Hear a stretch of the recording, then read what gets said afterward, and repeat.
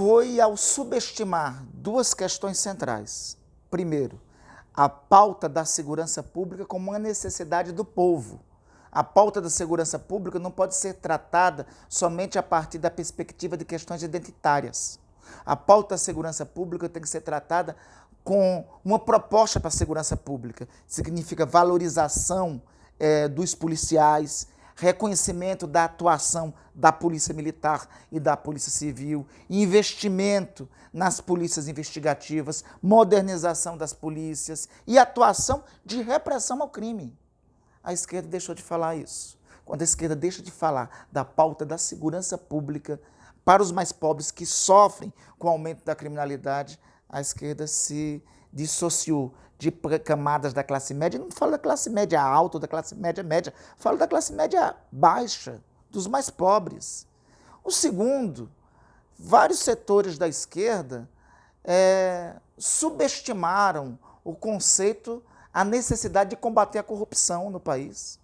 Combater a corrupção, aliás, a corrupção em si, é uma agenda da elite desse país. A elite desse país é escravocrata, patrimonialista, no passado, dona de escravos, tendo as coisas como se privada fosse. Os setores populares surgiram questionando isso. Eu fui formado num ambiente progressista no final dos anos 90, início dos anos 2000, com uma consigna de que deveríamos combater a corrupção e melhorar a vida do povo. Isso foi perdido. Isso foi um signo que os setores de esquerda, os setores progressistas em geral, perderam. Ao invés de terem na sua agenda o combate à corrupção como princípio também, como princípio de enfrentamento como elite, acabaram se convertendo aos favores, ao toma lá da cá das coisas do poder.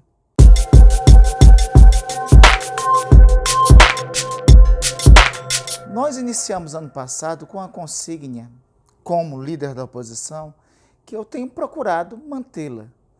Não somos nem oposição sistemática, nem situação automática. Tanto que ainda nesta última semana teve uma agenda que nós nos posicionamos para defender os interesses, que eu não diria do governo, do Brasil. Veja, existe um veto que o presidente da República aportou na Lei de Diretrizes Orçamentárias sobre a disponibilização de 30 bilhões de reais que passariam a ficar à disposição da execução orçamentária do Parlamento, através do relator da Lei de Diretrizes Orçamentárias. Veja, hoje, a partir das emendas individuais e das emendas de bancada, já tem 51% que estão sob o controle do Legislativo. O Executivo tem 49%. Mas esses 30 bilhões é basicamente um golpe parlamentarista. É como se nós tivéssemos aprovado uma emenda do parlamentarismo. O presidente da República vetou. O presidente da República, no meu sentir equivocadamente, fez um acordo com os presidentes das casas para ser derrubado o seu próprio veto. Eu acho que o presidente está errado em fazer um acordo para o veto dele ser derrubado. Nós aqui iremos sustentar a manutenção do veto, por uma razão. Por mais que eu divirja do presidente Jair Bolsonaro, por mais que eu tenha votado contra ele no primeiro e no segundo turno, e com muito orgulho seja líder da oposição ao governo dele, mas eu não sou oposição ao Brasil. Ele legitimamente foi eleito presidente da República e tem que ser reconhecido como tal, a não ser que nós aprovemos a emenda do parlamentarismo. E o presidente está errado quando faz um acordo desse tipo com os presidentes da casa, porque ele abre mão de 30 bilhões de reais do controle dele e entrega aqui para o orçamento, para o legislativo controlá-lo. É, basicamente, uma emenda parlamentarista, esse dispositivo. Esse é um tema concreto, Kelly, é um dos temas concretos em que nós procuramos aqui não fazer oposição ao Brasil. Se fosse diferente, se nós estivéssemos apostando no quanto pior, melhor para o país, esses seriam dos temas que nós entraríamos num acordo que o próprio presidente fez.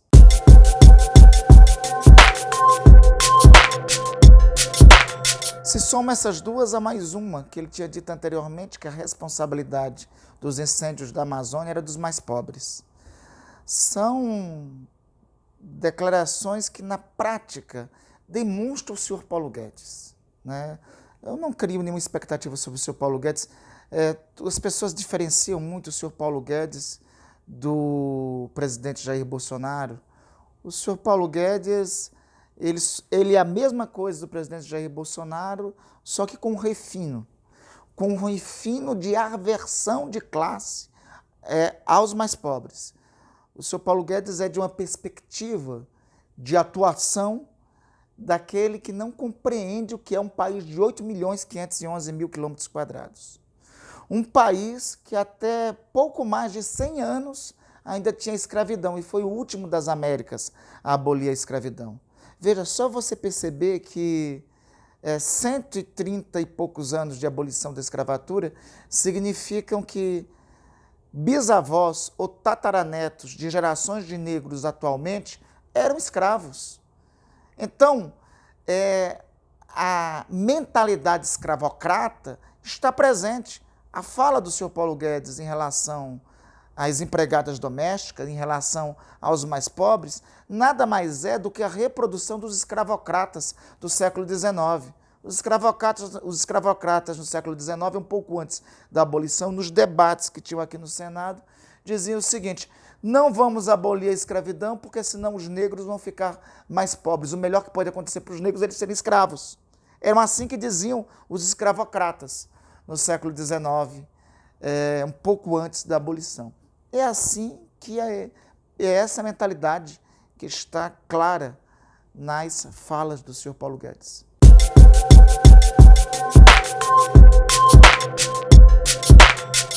E eu considero que as 10 medidas foram uma mobilização necessária. E este foi um dos pontos em que se divorciou o diálogo dos setores democráticos progressistas com a sociedade, ao criminalizar as 10 medidas.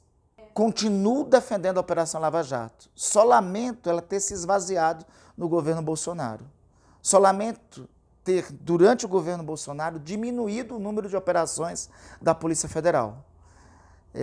E eu só lamento mais ainda o ministro da Justiça, o hoje ministro da Justiça, Sérgio Moro, que eu outrora, inclusive, defendi aqui como juiz da Força-Tarefa da Lava Jato, ter se convertido a um governo, ter demonstrado que ele não era um magistrado, ele tem que honrar a toga. Quando o magistrado rasga a toga e passa a atuar partidariamente, ele deixa de ser magistrado. E compromete, inclusive, credibilidade de operações, como foi o caso da Operação Lava Jato. Em especial, quando ele aceitou o convite para ser ministro da Justiça de Jair Bolsonaro. E, a partir daí, as posições que ele assume passam a ser posições políticas, claramente. Eu vi ainda essa semana ele falando... Os casos que envolvem o governo Bolsonaro, ele fala muito pouco. Os milicianos, o Queiroz, as denúncias de corrupção que existem no próprio governo. Tem um colega de ministério dele que deve sentar ao lado dele nas reuniões de ministério, que é o ministro do Turismo, que está enrolado até pescoço com os esquemas de laranja. Um outro foi denunciado do Ministério Público também, o senhor Ricardo Salles. E ele convive bem, sem problema com isso. Não acho que isso faça jus ao que outrora ele foi. Esta crítica que faço.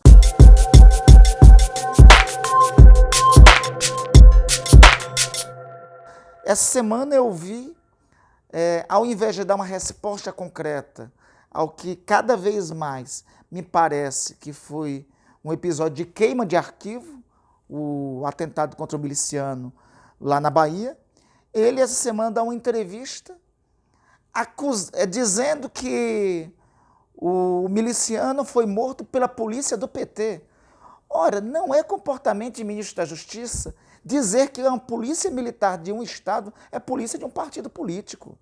Né? Não é um tipo de comportamento adequado. Ele fica muito parecido, a cada vez mais que ele tenta se aproximar do seu Jair Bolsonaro, mais ele passa a se assemelhar. E mais isso denota contra a biografia dele.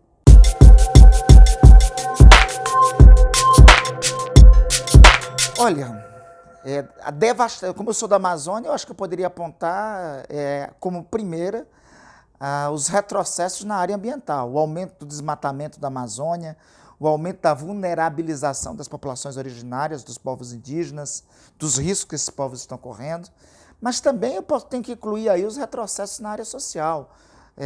Aumentou o número de fila de programas sociais como o Bolsa Família.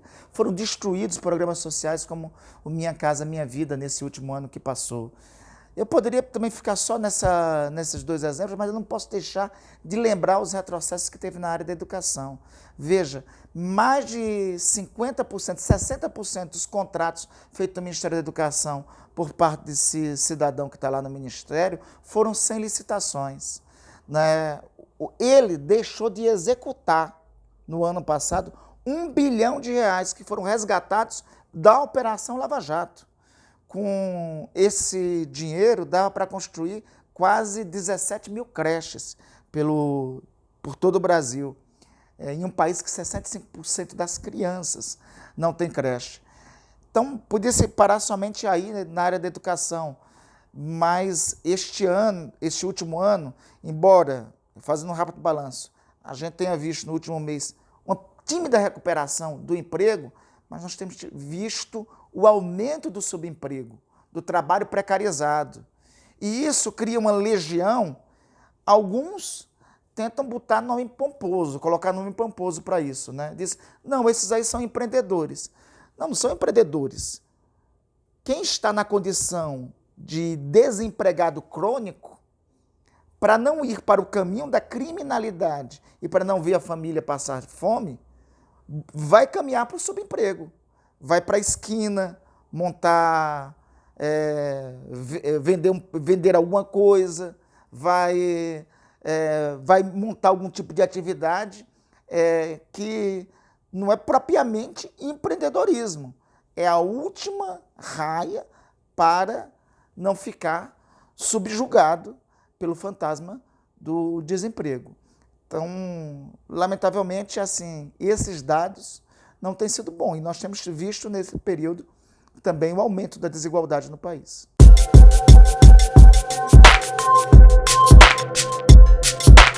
Bom, a reforma administrativa foi sabotada pelo próprio ministro da Economia, quando ele chama todos os servidores públicos de parasitas, quando ele chama o enfermeiro e os médicos que atendem nos hospitais, os professores que atendem nas escolas, os policiais militares que garantem a segurança. Quando ele rotula estes, ele cria uma reação para discutir qualquer tipo de reforma. Então eu vejo que a própria reforma foi sabotada pelo próprio executivo e pelas próprias declarações do ministro da Economia. Reforma tributária, um bom ponto de partida seria o próprio governo dizer qual reforma tributária quer. Porque o próprio governo não sabe, não propõe reforma. Nós temos dois modelos de reforma. Uma proposta pela Câmara dos Deputados, outra proposta aqui pelo Senado, né? E do governo nós não temos uma proposta concreta e não sabemos qual a ideia e qual a proposta que o governo quer aqui apresentar.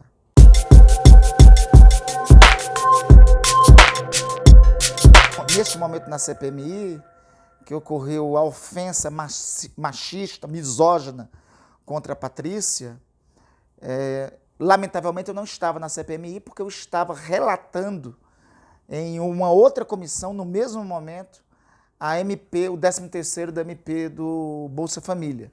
Isso que me impediu de estar na CPMI. Mas alguém deveria ter dado voz de prisão àquele indivíduo. Aquele indivíduo é um criminoso. E eu estou propondo que ele seja reconvocado à CPMI para ele reafirmar o que disse. E reafirmando o que disse, eu acho que tem que ser tomada uma medida mais drástica. A CPMI não pode ser desrespeitada como foi naquele momento. Eu estou com esperança nessa CPMI. Alguma coisa tem que ser feito em relação ao esquema criminoso que opera, no meu sentir, que opera nos porões da República e com o endereço certo, aqui do lado, no Palácio do Planalto.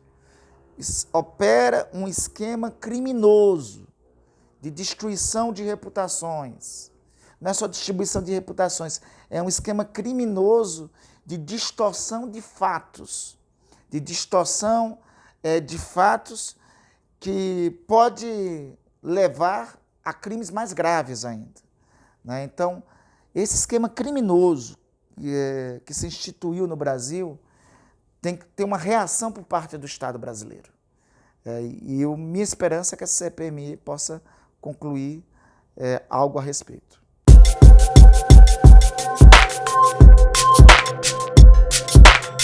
Por mim, ela se filiava ontem, de preferência antes do meio-dia. Eu sou um dos entusiastas de filiação de Marta à rede. Eu tenho ótimas referências com a Marta, convivi com ela aqui no Senado. Ela tem uma longa e belíssima trajetória política, fez um belo governo na cidade de São Paulo, com ótimas referências, com obras para o povo, principalmente para o povo mais pobre. Então, por mim, filiava ontem. Mas esse é um debate que os companheiros da rede no estado de São Paulo estão travando com ela. Nós não temos restrições a qualquer tipo de coligação com o Partido dos Trabalhadores. Aliás, nós queremos fazer... Nós temos uma prioridade de campo de oposição. Nós constituímos um bloco parlamentar aqui no Senado e este é o foco de nosso campo de oposição, de atuação em todo o Brasil. PDT, PSB e PV. A prioridade são coligações com estas. Mas não vetamos coligações com partidos que se oponham às ameaças à democracia que estão em risco hoje no Brasil, né? As ameaças à democracia que estão em curso, melhor dizendo, hoje no Brasil. Então não temos nenhum tipo de restrição. E esse bloco segue unido para 2022? Este meu desejo. É para isso que estou trabalhando. É para isso que estou me dedicando. E eu tenho certeza que caminhará assim. E tem um nome provável? Tem vários. Ciro é um dos nomes, né? Eu acho que é o nome mais forte desta aliança, mas sem veto ao surgimento de outras alternativas dentro do mesmo bloco. O próprio nome de Marina sempre é colocado, sempre vem à tona. O PSB tem belíssimos quadros, ainda tem muita coisa para acontecer até 2022, mas o importante é esse bloco desses 4 partidos estarem juntos. 2020, estamos juntos desde o ano passado, estamos juntos até 2022.